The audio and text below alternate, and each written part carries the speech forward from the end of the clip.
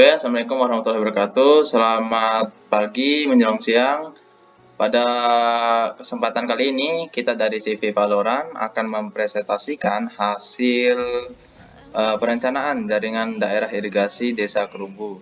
Oke, saya selaku konsultan perencana 1 atas nama Imam Fauji dan konsultan perencana 2 atas nama Igede Anaga dan konsultan perencana ketiga atas nama Fikri Haikal Hidayat. Langsung saja kita masuk pada gambar layoutnya. Oke, ini adalah bentuk peta konturnya, peta kontur Desa Kerumbu. Jadi untuk merencanakan saluran jaringan irigasi, kita harus menentukan elevasi tertinggi dan terendahnya terlebih dahulu. Oke, untuk elevasi tertinggi pada kontur ini kita mendapatkan 109 dan terendah pada kontur elevasi 89. Oke, setelah kita menentukan elevasi tertinggi dan terendah, selanjutnya kita menentukan perencanaan bangunan utama yaitu bendung. Di sini kita membangun bendung pada Sungai Kerumbu. Oke, kita bangun bendung pada elevasi 99. Nah, tahap selanjutnya setelah kita merencanakan pembangunan bendung, selanjutnya kita merencanakan ruas-ruas saluran, mulai saluran primer, sekunder sampai tersier. Untuk itu pada perencanaan kali ini untuk ruas saluran primer kita membuat 3 saluran. Yang pertama ruas saluran primer Kerumbu 1, Kerumbu 2 dan Kerumbu 3. Bisa teman-teman lihat di sini. Selanjutnya setelah kita menentukan saluran primer, selanjutnya kita menentukan ruas saluran sekunder. Nah, di sini untuk penamaan ruas saluran sekunder kita sesuaikan dengan daerah yang kita airi. Di sini karena di sini ada dusun Oibalu, jadi kita namakan ruas saluran sekunder Oibalu. Dusun Oibalu. Nah, selanjutnya ini juga ruas saluran sekunder yang kedua dan mengairi pada daerah Lanco. Jadi kita namakan salurannya ruas saluran sekunder Lanco. Dan di sini juga terdapat ruas saluran sekunder karena mengairi daerah Dusun Mentau. Jadi kita namakan ruas saluran sekunder Mentau. Nah, untuk itu setelah kita menentukan ruas saluran sekunder, selanjutnya kita menentukan ruas saluran tersier. Untuk ini garis merah ini termasuk ruas saluran tersier, peta-peta tersier. Bisa teman-teman lihat di sini. Nah, selanjutnya terus bagaimana cara kita membagi saluran primer dengan saluran sekunder? Jadi kita membangun suatu bangunan bagi dengan pintu sadap. Ini bentuk legendanya seperti ini. Dan sebelahnya kok mirip Kak gitu.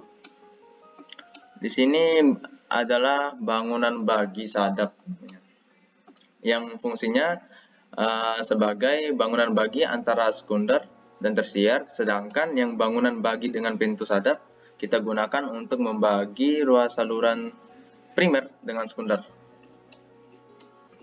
Tuh. Jadi seperti itu. Nah, selanjutnya di sini terdapat jalan yang menghubungkan antar dusun. Di sini kita juga menempatkan beberapa bangunan tambahan. Yang pertama ini sebagai jembatan, bentuk jembatan yang di sini kita bangun gorong-gorong karena jalannya melewati saluran primer. Nah, di sini juga kita bangun gorong-gorong karena jalannya melewati saluran sekunder. Oke, dan di sini terdapat arsiran warna kuning. Ini adalah arsiran tanah yang tidak diairi, daerah yang tidak diairi. Dan di sini terdapat bintik-bintik yang ini biasa disebut sebagai tanah non produktif. Jadi di sini kita tidak dapat membangun persawahan atau juga perkebunan. Oke, mungkin itu saja dari saya. Selanjutnya akan dijelaskan oleh saudara konsultan 2 atas nama IGD Anaga. Oke, sekarang saya sebagai leader kedua IGD Anaga akan melanjutkan penjelasan yang sebelumnya dijelaskan oleh saudara Imam Fauji.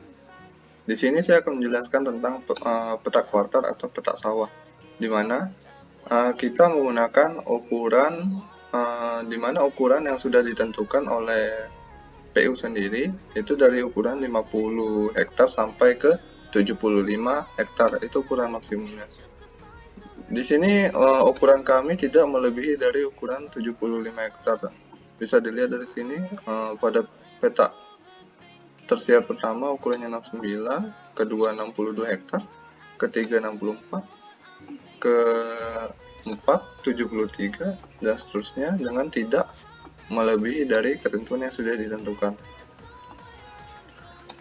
Selain itu, mengapa kami menggunakan bentuk peta sawah yang seperti ini? Ini difungsikan agar aliran airnya aliran air dapat mengikuti bentuk kontur, agar aliran air tidak mengalami kesenjangan atau perlambatan, agar air dapat mengalir ke peta tersier dengan lancar. Kemudian di mana kita melakukan membuang sisa-sisa air tersebut? Nah, disinilah kami membuat saluran pembuangannya. Mengapa kami meletakkannya di area di sini dan langsung melanjutkan ke arah sungai? Itu agar air dapat didaur ulang di sungai dan air tidak terbuang percuma, seperti itu. Oke, sekian dari saya. Mungkin bila ada salah mohon dimaafkan. Sampai jumpa. Assalamualaikum warahmatullahi wabarakatuh. Nama saya Fikri Haikal Hidayat, sekaligus perencana ketiga akan melanjutkan penjelasan dari saudara IGD Anaga Asai Somori.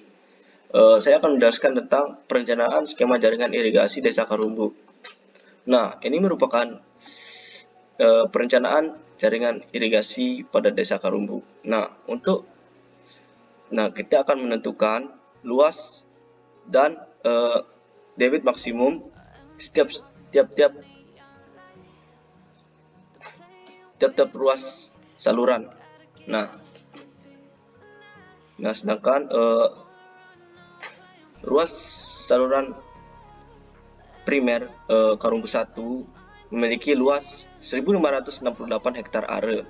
Ini didapatkan dari perhitungan menyeluruh antara ruas ini dan ini, atau perhitungan seluruh peta dari Dusun Balu, Lanco, dan Dusun Entau.